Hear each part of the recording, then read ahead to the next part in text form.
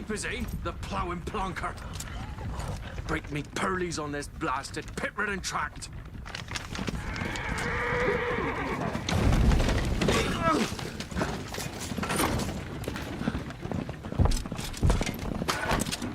Where's Fear on dry road? Oi! The devil's after him! Just running from!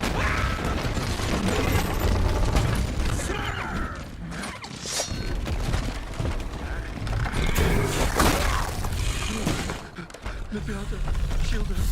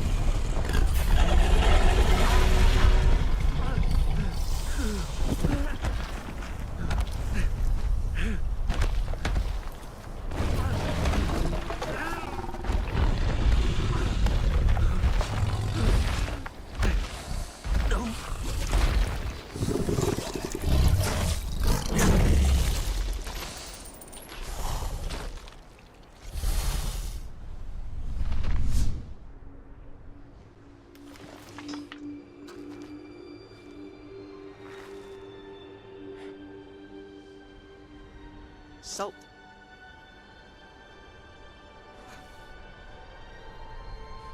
Almost had me fooled, Fruin.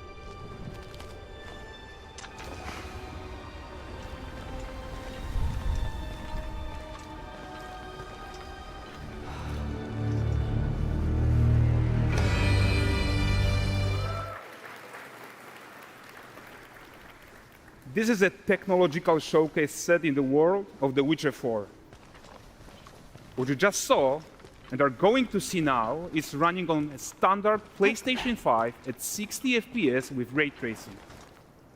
So in the game, you'll be playing as Ciri, a professional monster slayer, a witcher. She explores the world and hunts down monsters for coin. The region we are in is called Kovir, and you'll get to explore it in the game. Right now, Ciri is investigating a monster, and after gathering new clues, she is heading back to a nearby village.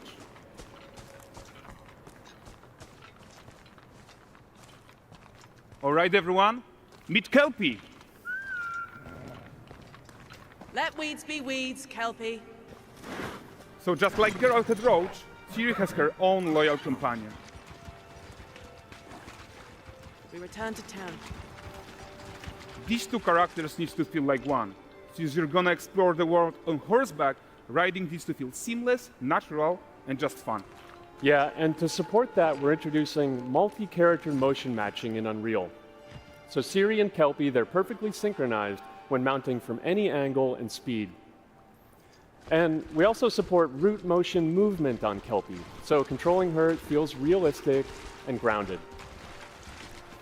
And there are also some really nice improvements to our Unreal Chaos Flesh Solver and these machine-learned deformations. So you've got realistic muscles moving and stretching under Kelpie's skin without compromising the performance there.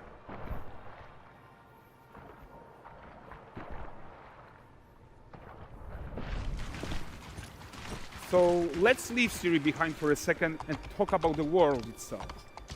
So much of the Witcher world is natural, organic, especially Kovir with its dense forest and wild nature.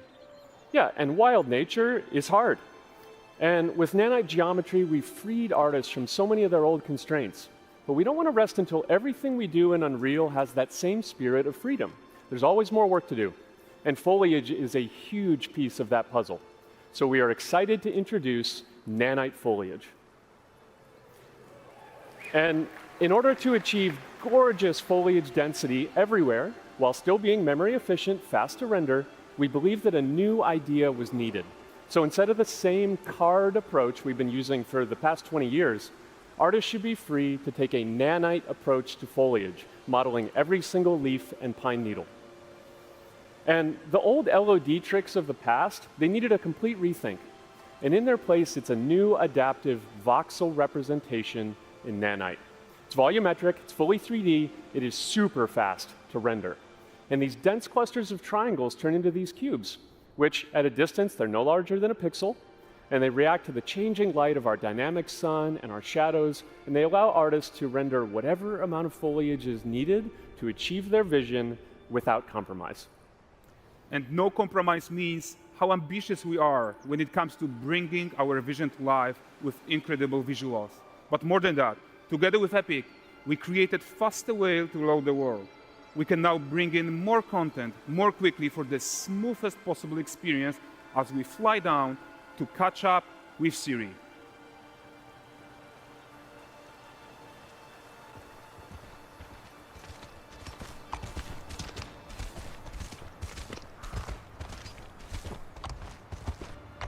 Welcome to Valdrest. So Valdrest is a port town, a hub for fishing, trade, and mining. It's one of those places where you can meet shady characters or overhear gossip from other lands. It's also where Ciri took on her current contract.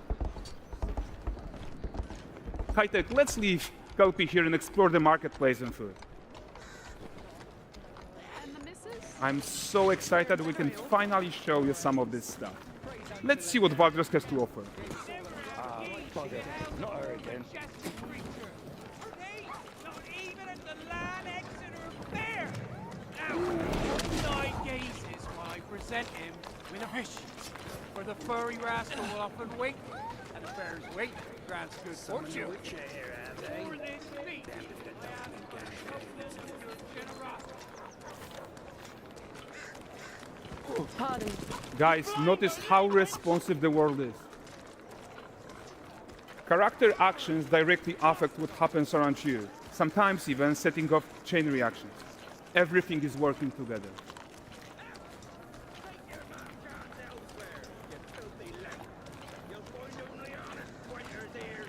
Oh, look at this poor gentleman being taught how to fly by an angry innkeeper. That's what happens when you cheat at Gwent. Last of it, is it? Ready to aim.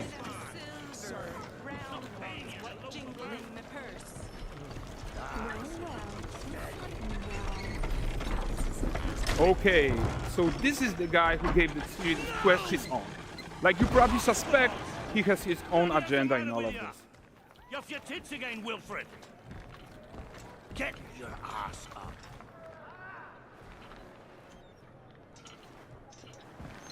A typical day's toil. Who in?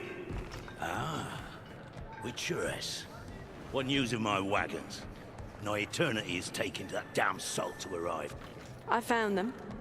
And, well, suffice to say, they'll not reach you.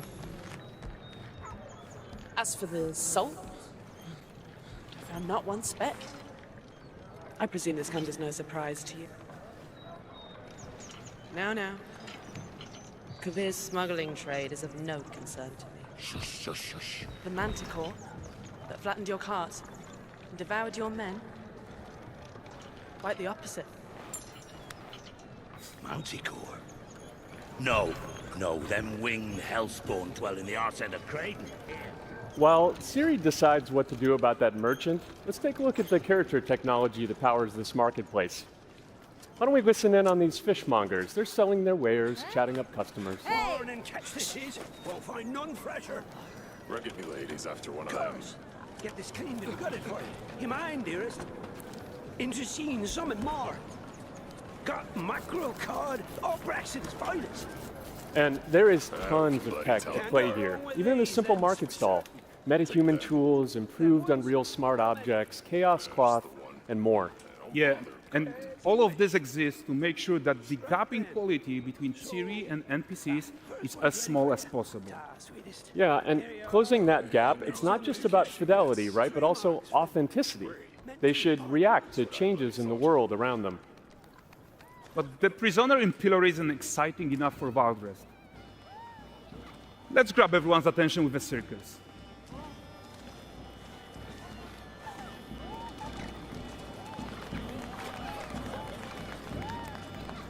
But the great performance deserves a huge crowd though. Let's crank it up.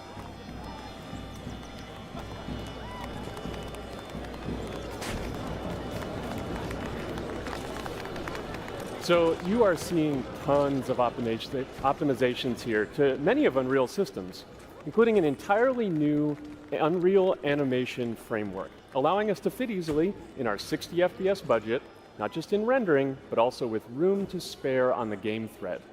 Over 300 animated skeletal mesh agents all going about their business. And the whole point is to leave breathing room for developers like you to introduce the gameplay and the systems that your players expect, empowering you to make your worlds come to life without Unreal standing in your way. You are right. And that's the open world RPG that we're making. But before we wrap up, how about one final check-in with Siri?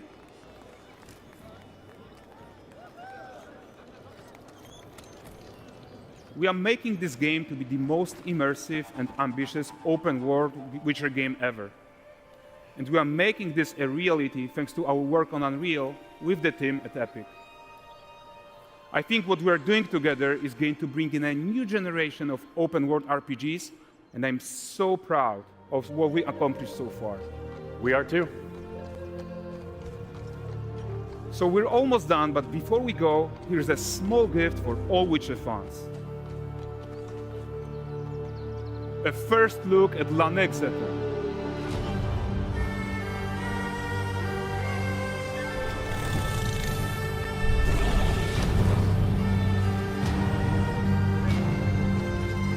Onward, Kelby. We've worked. Perfect content to focus on our main goal for the release, which was performance. We want the engine to scale to large and rich worlds. We want to preserve graphics quality.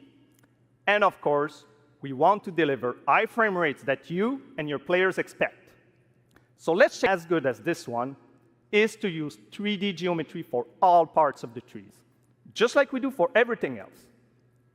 However, this is a crazy amount of fine geometry. So we had to rethink how trees are created and displayed. To create them, we developed nanite assemblies. These 28 little parts that you see are all that we use to build all the spruces from the forest. They are instanced thousands of times and used like building blocks to assemble trees in different ways. And as you probably noticed with the wind effect, they even support skeletal animation, which runs on the GPU. Thanks to assembly, we greatly reduce the storage, the runtime memory, and the rendering cost. Then, to display an entire forest, the challenge was to preserve fidelity and performance from any distance. Let's check up close the level of detail we're talking about here. Lots of details. But this triangle representation is not the most efficient when far away, due to the amount of overlapping. And that's why we made an adaptive voxel representation. But in reality, you'll never see those voxels this close, since when we move the camera back, they're barely a pixel. Nanite foliage is almost done. We are moving it to the main line as we speak, and it will be available for everyone in 5.7. Another thing I would like to share is that ray tracing and Lumen now run more than twice as fast, with no visual trade-off compared to when UE5 was released. And because of that, we can now hit 60 FPS on consoles. And finally, we rewrote the rendering pipeline to run asynchronously so you can increase the richness of constraint solution. This removes a lot of collision evaluation when garments are piling up and interacting with each other. Even for complex setup like Seriescape, we hit a sub-millisecond budget on PS5. With Chaos Flesh, we introduce procedural muscle activations to make deformation and motion more natural. Your artist will still have control over tetrahedral simulation and train ML models that run fast in real time. We now support the baking of fluid surface data into lightweight assets to be played back at low cost. This is going to give you high-fidelity water without the performance cost or interaction. Well, that works no matter the angle of approach. That's our Modes Character motion matching solution. We also added motion matching in Sequencer to build stitch tracks.